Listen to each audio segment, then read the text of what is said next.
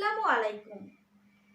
প্রিয় শিক্ষার্থীরা, আশা করছি তোমরা সকলেই সুস্থ এবং নিরাপদে আছো। মাইলস্টোন কলেজের পক্ষ থেকে অনলাইন ভিত্তিক ভিডিও ক্লাসে তোমাদের সবাইকে জানাচ্ছি স্বাগত। আজ নবম দশম শ্রেণীর জীববিজ্ঞান বিষয়ের অনলাইন ভিত্তিক ভিডিও ক্লাসে তোমাদের সাথে রয়েছি আমি কাজী ফাতেমা জাহান, প্রভাষক, জীববিজ্ঞান বিভাগ, মাইলস্টোন কলেজ, উত্তরা, ঢাকা। আজ আমরা জীববিজ্ঞান বিষয়ের দ্বিতীয় অধ্যায় অর্থাৎ জীব, কোষ ও টিস্যু নিয়ে আলোচনা করব। এই অধ্যায়টি একটু বড় বিধায় আলোচনার সুবিধার্থে এই অধ্যায়টিকে কয়েকটি পর্বে বিভক্ত করা হয়েছে। আমাদের আজকের ক্লাসটি এই অধ্যায়ের প্রথম পর্ব। তাহলে শিক্ষার্থীরা, সবার প্রথমে আমরা একটু জেনে নেব আজকের ক্লাসের শেষে আমরা কি শিখতে পারবো, অর্থাৎ আজকের ক্লাসের শিক্ষণফল কি কি। আজকের ক্লাস শেষে আমরা সবাই কোষের সংজ্ঞা প্রদান করতে পারবো, কোষের প্রকারভেদ সম্পর্কে জানবো, উদ্ভিদ কোষ ও প্রাণী কোষের চিহ্নিত চিত্র অঙ্কন করতে পারবো, কোষ প্রাচীর সম্পর্কে জানবো, কোষ ঝিল্লি সম্পর্কে জানবো, প্রোটোপ্লাজম কি ব্যাখ্যা করতে পারবো এবং মাইটোকন্ড্রিয়া সম্পর্কে বিস্তারিতভাবে জানতে পারবো। তাহলে শিক্ষার্থীরা, চলো আমাদের আজকের ক্লাস শুরু করা যাক। শিক্ষার্থীরা, তোমরা এতক্ষণ জেনেছো আমাদের আজকের আলোচ্য অধ্যায়ের নাম হচ্ছে জীবকোষ ও টিস্যু। তাহলে প্রথমে একটি প্রশ্ন মনে আসতে পারে, জীবকোষ কি? তোমরা জানো জীবকোষ কি? সহজ ভাষায় যদি আমরা বলতে যাই, জীবদেহের গাঠনিক একককেই বলা হয় জীবকোষ। এই সংজ্ঞাটিকে আমরা যদি আরেকটু সুন্দরভাবে উপস্থাপন করতে চাই, তাহলে বলতে পারি জীবদেহের গঠন ও কাজের একককেই বলা হয় জীবকোষ। বিজ্ঞানী লোয়ি এবং সিকিভিচ 1969 সালে জীবকোষের একটি সুন্দর সংজ্ঞা প্রদান করেছেন। সংজ্ঞাটি চলো আমরা একটু লক্ষ্য করি। বৈষম্যভেদ্য পর্দা দিয়ে আবৃত এবং জীবজ ক্রিয়াকলাপের একক যা অন্য সজীব মাধ্যম ছাড়াই নিজের প্রতিরূপ সৃষ্টি করতে পারে, এমন সত্তাকেই বলা হয় জীবকোষ। আমরা সংজ্ঞাটি একটু ব্যাখ্যা করি। বৈষম্যভেদ্য পর্দা দিয়ে আবৃত। বৈষম্যভেদ্য বলতে কি বোঝায়? বৈষম্যভেদ্য বলতে আংশিক ভেদ্য বোঝানো হয়। আংশিক ভেদ্য কি? আংশিক ভেদ্য বলতে এমন কোনো পর্দাকে বোঝায় যার মধ্য দিয়ে কিছু উপাদান যাতায়াত করতে পারে। এক পাশ থেকে অন্য পাশে কিছু উপাদান যাতায়াত করতে পারে, কিছু উপাদান যাতায়াত করতে পারে না, সেটাই হচ্ছে বৈষম্যভেদ্য পর্দা। এরপরে রয়েছে জীবজ ক্রিয়াকলাপের একক। তোমরা জানো একটি জীবকোষে প্রতিনিয়ত বিভিন্ন ধরনের শারীরবৃত্তীয় ক্রিয়াকলাপ সংঘটিত হয়। সালোক সংশ্লেষণ, শ্বসন, বিভিন্ন ধরনের কাজ সংঘটিত হয়। এই কাজগুলো কিন্তু সংঘটিত হয় মূলত কোষে। এবং লাস্টের লাইনটি লক্ষ্য করি, যা অন্য সজীব মাধ্যম ছাড়াই নিজের প্রতিরূপ সৃষ্টি করতে পারে। তোমরা এটাও জানো কোষ কোষ বিভাজন পদ্ধতিতে বিভাজিত হয়ে নিজের সংখ্যা বৃদ্ধি করে। এই প্রক্রিয়ায় একটি কোষের অন্য কোনো সজীব মাধ্যমের প্রয়োজন হয় না। তাহলে আমরা সংজ্ঞাটি আরেকবার দেখি। বৈষম্যভেদ্য পর্দা দিয়ে আবৃত এবং জীবজ ক্রিয়াকলাপের একক যা অন্য সজীব মাধ্যম ছাড়াই নিজের প্রতিরূপ সৃষ্টি করতে পারে, এমন সত্তাকেই বলা হয় জীবকোষ। এই জীবকোষ বিভিন্ন ধরনের হয়ে থাকে। কোষের আকার আকৃতির পার্থক্য হয়ে থাকে, কাজের পার্থক্য হয়ে থাকে। এখন আমরা বিভিন্ন প্রকারের জীবকোষ সম্পর্কে জানব। শিক্ষার্থীরা, এবার আমরা কোষের প্রকারভেদ সম্পর্কে জানব।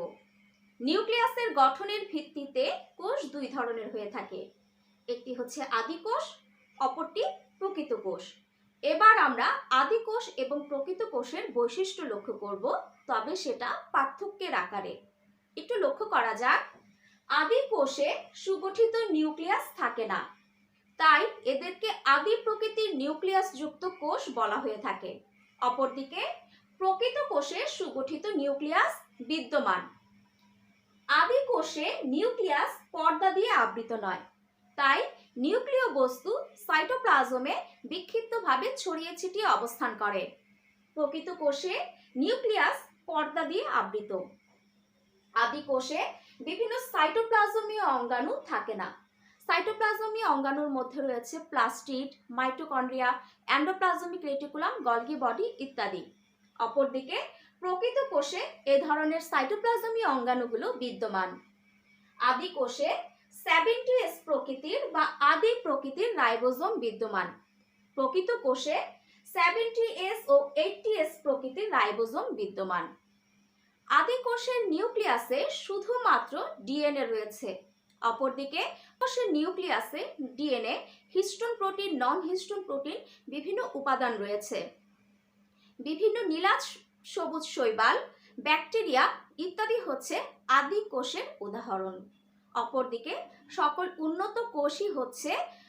উন্নত জীব কোষই হচ্ছে প্রকৃত কোষের উদাহরণ।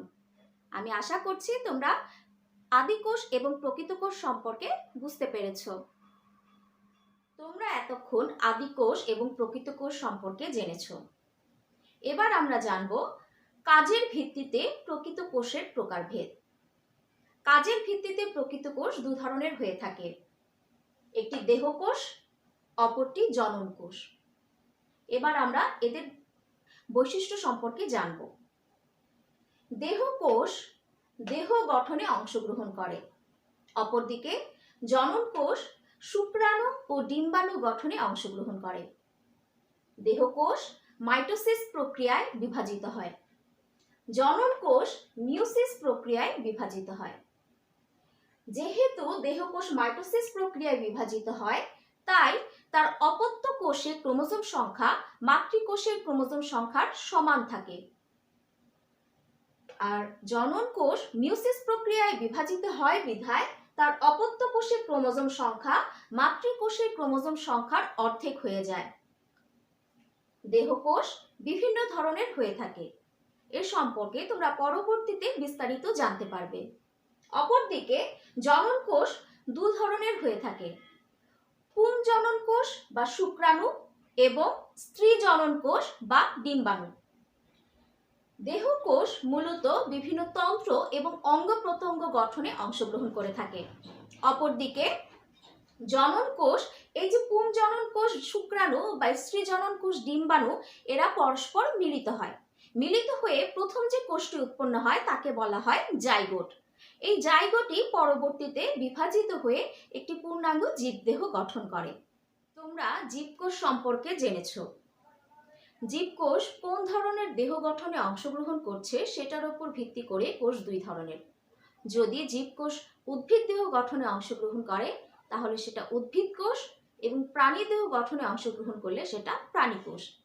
এই উদ্ভিদ কোষ এবং প্রাণী কোষেও কিন্তু বেশ কিছু ভিন্নতা রয়েছে। মূলত উচ্চ শ্রেণীর উদ্ভিদ এবং প্রাণীর সকল কোষই প্রকৃত কোষ। এইসব প্রকৃত কোষ বেশ কিছু অংশ বা অঙ্গ নিয়ে গঠিত। আমরা প্রথমে একটি উদ্ভিদ কোষ লক্ষ্য করব, এর প্রধান অংশসমূহ লক্ষ্য করব। বোর্ডে যে চিত্রটি দেখা যাচ্ছে এটি হচ্ছে একটি মূলত প্রকৃত উদ্ভিদ কোষ।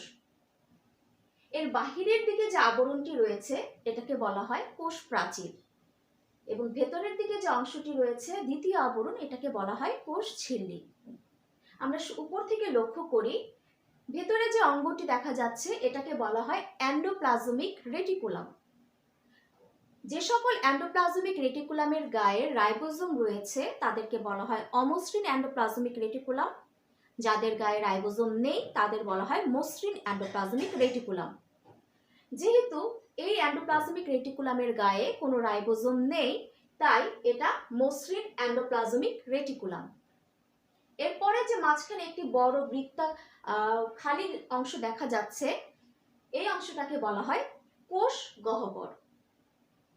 আমরা আগেই বলেছি একদম বাহিরের যে আবরণটি এটা হচ্ছে কোষ প্রাচীর। এবার আমরা আরেকটি গঠন লক্ষ্য করতে পারছি, এটাও উপরের এই গঠনটির মতো একটি এন্ডোপ্লাজমিক রেটিকুলাম, কিন্তু যেহেতু এই এন্ডোপ্লাজমিক রেটিকুলামের গায়ে রাইবোজোম রয়েছে তাই এটি অমসৃণ এন্ডোপ্লাজমিক রেটিকুলাম। এরপরে যে একটি অংশ দেখা যাচ্ছে এটা হচ্ছে নিউক্লিয়াস। এই নিউক্লিয়াসের বেশ কিছু অংশ রয়েছে। এর বাহিরের দিকে যে আবরণটি রয়েছে এটাকে বলা হয় নিউক্লিয়ার আবরণী। এই নিউক্লিয়ার আবরণীর মাঝে কিছু সূক্ষ্ম রন্ধ্র রয়েছে, একে বলা হয় নিউক্লিয়ার রন্ধ্র। এই মাঝখানে একদম বৃত্তাকার গাঢ় অংশ যেটি দেখা যাচ্ছে এটাকে বলা হয় নিউক্লিওলাস, এবং ভেতরে সুতার মতো যে তন্তুকার গঠন দেখা যাচ্ছে এটাকে বলা হয় ক্রোমাটিন তন্তু। এই নিউক্লিয়াসের নিচে যে গঠনটি আমরা দেখতে পাচ্ছি এটাকে বলা হয় গলজি বস্তু বা গলজি বডি। আমরা শুরুতেই বলেছি কোষ প্রাচীরের নিচে যে স্তরটি রয়েছে এটাকে বলা হয় কোষ ঝিল্লি বা প্লাজমা লেমা বা প্লাজমা মেমব্রেন। এরপরে যে গঠনটি দেখা যাচ্ছে এটা হচ্ছে মাইটোকন্ড্রিয়া। এরপরে যে গঠনটি রয়েছে দ্বিস্তর বিশিষ্ট এটাকে বলা হয় ক্লোরোপ্লাস্ট। এখানে যে একটি অংশ দেখা যাচ্ছে এটা হচ্ছে লাইসোজোম, এবং পুরো কোষ জুড়ে যে ক্ষুদ্র দানাদার অংশ দেখা যাচ্ছে এটাকে বলা হয় সাইটোপ্লাজমীয় মাতৃকা বা সাইটোপ্লাজমীয় ধাত্র। এই সমস্ত অংশগুলো নিয়েই কিন্তু একটি উদ্ভিদ কোষ গঠিত। শিক্ষার্থীরা, এবার আমরা জানব প্রাণী কোষের বিভিন্ন অংশ সম্পর্কে। তোমরা একটি চিত্র দেখতে পাচ্ছ, এই চিত্রটি হচ্ছে একটি প্রাণী কোষ। এখানে প্রাণী কোষের প্রধান অংশসমূহ দেখানো হয়েছে। আমরা একটু লক্ষ্য করি, উপরে যে অংশটি দেখা যাচ্ছে এটাকে বলা হয় মাইক্রোভিলাস। এরপরে যে অংশটি দেখা যাচ্ছে এখানে দেখা রয়েছে এটা হচ্ছে এন্ডোপ্লাজমিক রেটিকুলাম। এর গায়ে যেহেতু কোনো রাইবোজোম নেই তাই এটি হচ্ছে মসৃণ এন্ডোপ্লাজমিক রেটিকুলাম। এরপরে যে অংশটি আমরা দেখতে পাচ্ছি এটি হচ্ছে গলগি বডি বা গলজি বস্তু। গলজি বস্তুর ঠিক নিচে যে অংশটি রয়েছে এটাকে বলা হয় সেন্ট্রোসোম বা সেন্ট্রোজোম। এরপরে মাঝখানে যে অংশটি দেখা যাচ্ছে এই পুরোটা নিয়ে হচ্ছে নিউক্লিয়াস। নিউক্লিয়াসের বিভিন্ন অংশ রয়েছে। একদম গাঢ় রঙের যে অংশটি দেখা যাচ্ছে বৃত্তাকার এটি হচ্ছে নিউক্লিওলাস। নিউক্লিয়াসের চারিপাশে যে আবরণটি রয়েছে এটাকে বলা হয় নিউক্লিয় পর্দা, এবং এই যে ভেতরে সুতার মতো যে অংশটি দেখা যায় এটাকে বলা হয় ক্রোমাটিন। নিউক্লিয়াসের সংযুক্ত অবস্থায় যে অংশটি দেখা যাচ্ছে এটাকে বলা হয় এন্ডোপ্লাজমিক রেটিকুলাম। আমরা প্রথমে এক ধরনের এন্ডোপ্লাজমিক রেটিকুলাম দেখেছি, এখানেও আরেক ধরনের দেখা যাচ্ছে, কিন্তু যেহেতু এই এন্ডোপ্লাজমিক রেটিকুলামের গায়ে রাইবোজোম যুক্ত আছে তাই এটাকে বলা হয় অমসৃণ এন্ডোপ্লাজমিক রেটিকুলাম। এরপরে নিচের দিকে যে অংশটি দেখা যাচ্ছে এটা হচ্ছে মাইটোকন্ড্রিয়া। মাইটোকন্ড্রিয়া উদ্ভিদ কোষ প্রাণী কোষ উভয়েই বিদ্যমান। এরপরে যে অংশটি দেখা যাচ্ছে ছোট্ট গোলাকার একটি অংশ এটা হচ্ছে গহ্বর, কোষ গহ্বর, এবং নিচের দিকে যে অংশটি দেখা যাচ্ছে এটাকে বলা হয় লাইসোজোম। এই অংশগুলোই হচ্ছে একটি প্রাণী কোষের প্রধান অংশ। তোমরা এতক্ষণ উদ্ভিদ কোষ এবং প্রাণী কোষ সম্পর্কে বিস্তারিতভাবে জেনেছো, তার চিত্র লক্ষ্য করেছো। এই উদ্ভিদ কোষ এবং প্রাণী কোষে যে বিভিন্ন ক্ষুদ্র অঙ্গাণু রয়েছে সেগুলো সম্পর্কেও জেনেছো। উদ্ভিদ কোষ এবং প্রাণী কোষে এই অঙ্গাণুগুলোর অনেকগুলোতে মিল থাকলেও কিছু অঙ্গাণুতে পার্থক্য রয়েছে। আমরা এখন একটি উদ্ভিদ কোষ এবং একটি প্রাণী কোষকে পাশাপাশি রেখে লক্ষ্য করব, তাহলে আমরা কি কি পার্থক্য রয়েছে সেটাও বুঝতে পারব। উদ্ভিদ কোষের চারিদিকে সেলুলোজ নির্মিত কোষ প্রাচীর বিদ্যমান, কিন্তু প্রাণী কোষে কোনো কোষ প্রাচীর নেই। উদ্ভিদ কোষে সালোক সংশ্লেষণকারী অঙ্গাণু ক্লোরোপ্লাস্ট বিদ্যমান, কিন্তু প্রাণী কোষে কিন্তু কোনো ক্লোরোপ্লাস্ট নেই। উদ্ভিদ কোষে কোষ গহ্বর আকারে বড় এবং তুলনামূলকভাবে কেন্দ্রে অবস্থান করে। অপরদিকে প্রাণী কোষে কোষ গহ্বর আকৃতিতে ক্ষুদ্র এবং এক পাশে অবস্থান করে। উদ্ভিদ কোষে কোনো সেন্ট্রোজোম থাকে না, কিন্তু প্রাণী কোষে সেন্ট্রোজোম বিদ্যমান। আমি এখানে দুইটি চিত্রে যে জিনিসগুলো পার্থক্য রয়েছে সেটি লাল রং দিয়ে চিহ্নিত করেছি।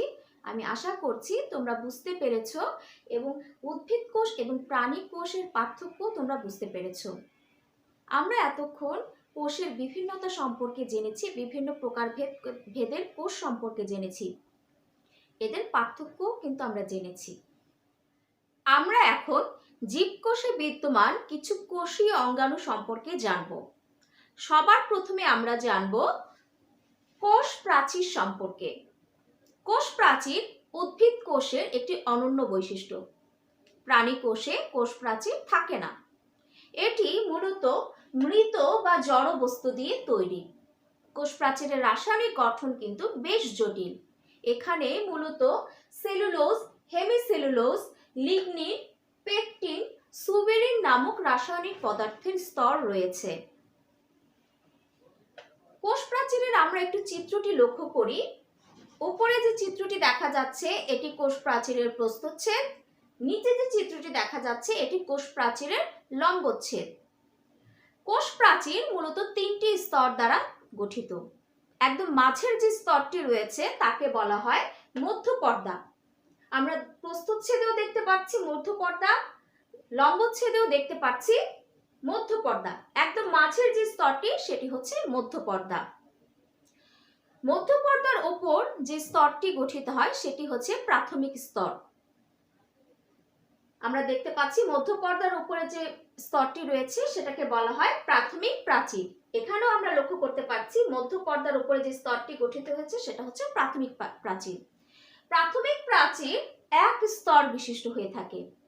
এই প্রাথমিক প্রাচীরের উপর আরো কিছু রাসায়নিক উপাদান এসে জড়ো হয়ে এর পরবর্তী স্তরটি গঠন করে, সেটি হচ্ছে গৌণ প্রাচীর। এই গৌণ প্রাচীরও কিন্তু 3 স্তর বিশিষ্ট। এই প্রাচীরের মাঝের ছিদ্রকে কূপ বলা হয়। এই প্রাচীরে কিছু সূক্ষ্ম ছিদ্র লক্ষ্য করা যায়, এই ছিদ্রগুলোকে বলা হয় কূপ। মূলত কোষকে দৃঢ়তা প্রদান এবং আকার আকৃতি দান করাই হচ্ছে কোষ প্রাচীরের প্রধান কাজ। এছাড়াও কোষ প্রাচীরে আরেকটি শব্দ রয়েছে, সেটি হচ্ছে প্লাজমোডেজমাটা। প্লাজমোডেজমাটা কি? কোষ প্রাচীরের স্থানে স্থানে কিছু সূক্ষ্ম ছিদ্র রয়েছে, যার মধ্য দিয়ে পাশাপাশি কোষের মধ্যে প্রোটোপ্লাজমিক যোগাযোগ রক্ষা করা হয়। এই যে যোগাযোগ রক্ষিত হওয়ার যে ছিদ্র, সূক্ষ্ম ছিদ্র, এটাকেই বলা হয় প্লাজমোডেজমাটা। এই প্লাজমোডেজমাটার সাহায্যে পাশাপাশি কোষের মধ্যে বিভিন্ন উপাদানের আদান প্রদানও নিয়ন্ত্রিত হয়। তাহলে শিক্ষার্থীরা, আমরা কোষ প্রাচীর সম্পর্কে জেনেছি, কোষ প্রাচীরের চিহ্নিত চিত্র সম্পর্কেও জেনেছি। এবার আমরা জানব প্রোটোপ্লাজম সম্পর্কে। কোষের ভেতরে বিদ্যমান যে অর্ধস্বচ্ছ থকথকে জেলির মতো বস্তু রয়েছে সেটাই হচ্ছে প্রোটোপ্লাজম। কোষ ঝিল্লি দ্বারা আবৃত অবস্থায় এই প্রোটোপ্লাজম বিদ্যমান। কোষ ঝিল্লি নিজেও কিন্তু প্রোটোপ্লাজমেরই একটি অংশ। প্রোটোপ্লাজম মূলত 3টি অংশ নিয়ে গঠিত। একটি হচ্ছে কোষ ঝিল্লি, সাইটোপ্লাজম, যেখানে রয়েছে সাইটোপ্লাজমীয় মাতৃকা এবং সাইটোপ্লাজমীয় অঙ্গাণু, এবং নিউক্লিয়াস। এই 3টি অংশ নিয়েই মূলত প্রোটোপ্লাজম গঠিত, যা জেলির মতো থকথকে অর্ধস্বচ্ছ দানাদার একটি উপাদান। এবার আমরা জানব জীবকোষের একটি গুরুত্বপূর্ণ অংশ সম্পর্কে। উদ্ভিদ কোষ এবং প্রাণী কোষ উভয় ধরনের কোষেই এই অংশটি লক্ষ্য করা যায়। এটি হচ্ছে কোষ ঝিল্লি। প্রোটোপ্লাজমের বাহিরে যে 2 স্তরের স্থিতিস্থাপক পর্দা রয়েছে তাকেই বলা হয় কোষ ঝিল্লি বা প্লাজমা লেমা অথবা প্লাজমা মেমব্রেন। এটি মূলত 2 স্তরের একটি স্থিতিস্থাপক পর্দা। কোষ ঝিল্লি লিপিড ও প্রোটিন দিয়ে তৈরি। আমরা এখানে একটু কোষ ঝিল্লির চিত্র দেখতে পাচ্ছি, চিত্রটি একটু লক্ষ্য করি। এই যে কোষ ঝিল্লির যে ভাঁজের মতো অংশ রয়েছে, এই ভাঁজকে বলা হয় মাইক্রোভিলাই। কোষ ঝিল্লি একটি বৈষম্যভেদ্য পর্দা। বৈষম্যভেদ্য সম্পর্কে আমি তোমাদেরকে আগেই জানিয়েছি। বৈষম্যভেদ্য মানে হচ্ছে আংশিক ভেদ্য, যার মধ্য দিয়ে কিছু উপাদান যাতায়াত করতে পারে, কিছু উপাদান যাতায়াত করতে পারে না। কোষ ঝিল্লি বৈষম্যভেদ্য পর্দা হওয়ায় অভিস্রবণ প্রক্রিয়ায় পানি ও ও খনিজ লবণ চলাচল নিয়ন্ত্রণ করে থাকে। এছাড়াও কোষ ঝিল্লি পাশাপাশি অবস্থিত কোষসমূহকে পরস্পর থেকে পৃথক করে রাখতে সহায়তা করে থাকে। তোমরা আজকের ক্লাসে প্রোটোপ্লাজম সম্পর্কে জেনেছো। প্রোটোপ্লাজম থেকে নিউক্লিয়াসটি সরিয়ে নিলে যে জেলের মতো অংশটি থেকে যায় সেটিই হচ্ছে সাইটোপ্লাজম। এই সাইটোপ্লাজমে বেশ কিছু অঙ্গাণু রয়েছে। এই অঙ্গাণুগুলোর কাজ প্রত্যেকের আলাদা আলাদা হলেও এরা কিন্তু একে অপরের উপর নির্ভরশীল। এই অঙ্গাণুগুলোর মধ্যে কোনোটি রয়েছে ঝিল্লিযুক্ত, কোনোটি আবার ঝিল্লিবিহীন। ঝিল্লিযুক্ত অঙ্গাণুর মধ্যে রয়েছে মাইটোকন্ড্রিয়া, প্লাস্টিড, গলজি বস্তু, এন্ডোপ্লাজমিক রেটিকুলাম, কোষ গহ্বর ইত্যাদি। আর ঝিল্লিবিহীন অঙ্গাণুর মধ্যে রয়েছে রাইবোজোম, সেন্ট্রোজোম ইত্যাদি। আমরা এখন সাইটোপ্লাজমীয় অঙ্গাণুর মধ্যে ঝিল্লিযুক্ত একটি অঙ্গাণু মাইটোকন্ড্রিয়া সম্পর্কে বিস্তারিতভাবে জানব। মাইটোকন্ড্রিয়া দ্বিস্তর বিশিষ্ট আবরণী ঝিল্লি দ্বারা আবৃত সাইটোপ্লাজমস্থ যে অঙ্গাণুতে ক্রেবস চক্র, ইলেকট্রন ট্রান্সপোর্ট সিস্টেম প্রভৃতি সম্পন্ন হয় এবং শক্তি উৎপন্ন হয় তাকেই বলা হয় মাইটোকন্ড্রিয়া। এবার চলো মাইটোকন্ড্রিয়া সম্পর্কে কিছু ধারণা নেওয়া যাক। মাইটোকন্ড্রিয়া বিজ্ঞানী বেন্ডা 1898 সালে প্রথম আবিষ্কার করেন। মাইটোকন্ড্রিয়া একটি দ্বিস্তর বিশিষ্ট ঝিল্লি দিয়ে আবৃত। আমরা পাশে মাইটোকন্ড্রিয়ার চিত্রটি একটু লক্ষ্য করি। মাইটোকন্ড্রিয়া একটি দ্বিস্তরী ঝিল্লি দ্বারা আবৃত। এর বাহিরের দিকে যে স্তরটি রয়েছে সেটি ভাঁজবিহীন, কিন্তু ভেতরের দিকে যে স্তরটি রয়েছে সেটি ভাঁজযুক্ত। এই যে ঝিল্লির ভেতরের স্তরটি আঙুলের মতো ভাঁজ সৃষ্টি করেছে, এই ভাঁজকে বলা হয় ক্রিস্টি।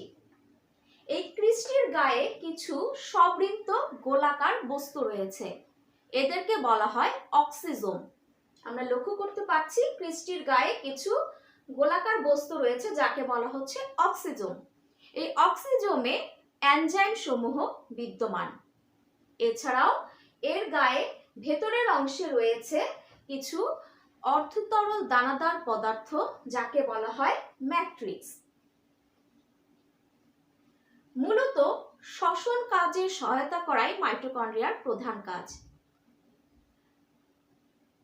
প্রতিটি জীব কোষে দিবারাত্রি 24 ঘন্টায় সম্পন্ন হয় শ্বসন প্রক্রিয়া।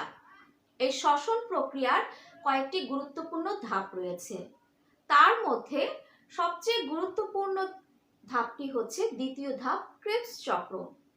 এই প্রক্রিয়াটি সম্পন্ন হয় মাইটোকন্ড্রিয়াতে। ক্রেবস চক্র সম্পন্ন করার জন্য যে এনজাইম সমূহ প্রয়োজন তার সবটাই কিন্তু মাইটোকন্ড্রিয়াতে বিদ্যমান। ক্রেবস চক্রে শ্বসন প্রক্রিয়ার সময় সবচেয়ে বেশি শক্তি উৎপন্ন হয়। যেহেতু মাইটোকন্ড্রিয়ায় ক্রেবস চক্র সম্পন্ন হয়, তাই মাইটোকন্ড্রিয়াতে এই শক্তিটি উৎপন্ন হয়। এজন্য মাইটোকন্ড্রিয়াকে কোষের পাওয়ার হাউস বলা হয়। এছাড়াও মাইটোকন্ড্রিয়া যে শক্তি উৎপন্ন হয়, এই শক্তি কিন্তু জীব তার বিভিন্ন কাজে ব্যবহার করে। কিছু ব্যতিক্রম ছাড়া সকল উদ্ভিদ ও প্রাণী কোষে মাইটোকন্ড্রিয়া বিদ্যমান। তোমরা জানো আদি কোষে বা প্রাককেন্দ্রিক কোষে মাইটোকন্ড্রিয়া অনুপস্থিত। কিছু সুকেন্দ্রিক বা কিছু প্রকৃত কোষেও কিন্তু মাইটোকন্ড্রিয়া অনুপস্থিত হতে পারে।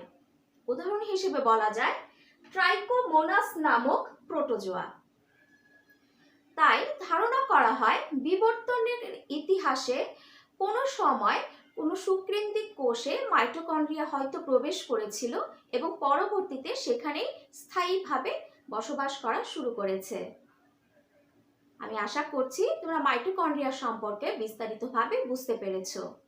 শিক্ষার্থীরা, তোমরা আজকের ক্লাসের শুরুতে শিখন ফলে দেখেছো আমাদের আজকের ক্লাসের আলোচনা মাইটোকন্ড্রিয়া পর্যন্ত। যেহেতু আমরা ক্লাসের শেষ পর্যায়ে চলে এসেছি, এবার তোমাদের জন্য বাড়ির কাজ। তোমাদের বাড়ির কাজ হচ্ছে আদি কোষ ও প্রকৃত কোষের মধ্যে পার্থক্য লিখো এবং চিত্রসহ মাইটোকন্ড্রিয়ার গঠন বর্ণনা করো। তোমরা প্রত্যেকেই তোমাদের বাড়ির কাজগুলো সুন্দরভাবে সমাধান করে বিষয় শিক্ষককে দেখাবে। আমি আশা করছি তোমরা সবাই আজকের ক্লাসের আলোচনা বুঝতে পেরেছো। তারপরেও যদি কারো কোনো অংশে কোনো সমস্যা থেকে থাকে, অবশ্যই বিষয় শিক্ষকের সাথে কথা বলবে এবং বিষয়টি ক্লিয়ার করে নেবে। আমাদের আজকের ক্লাসের আলোচনা এখানেই শেষ হচ্ছে।